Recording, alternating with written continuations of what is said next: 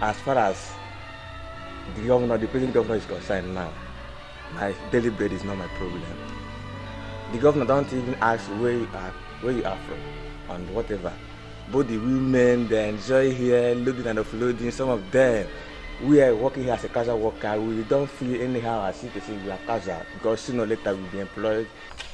Because na ngwa ha na arubu do that side na ban rota echi e make clean up arukata nji menye weso so kita bia dosira yinka dos onwere be hose onwe hole so like oge shi na dissolve dust nya I man we okay too much clean up naka. The company have been existing since 2004, but in this time the difference is clear based on the fact that the incumbent governor, Engineer Chief David Umai, have makes the work much improving.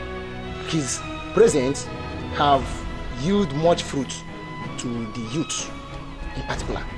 Automation doesn't mean that there's no, it is human being that will give machine the command. It's still the human being that will lift the product of the machine. That is automated doesn't mean that there's no area which human being will help.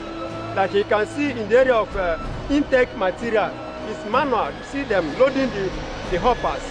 Then to the bagging section where the product is finally got. You see them with manual too. Stacking, see the pallets, that is the manual that is stacking.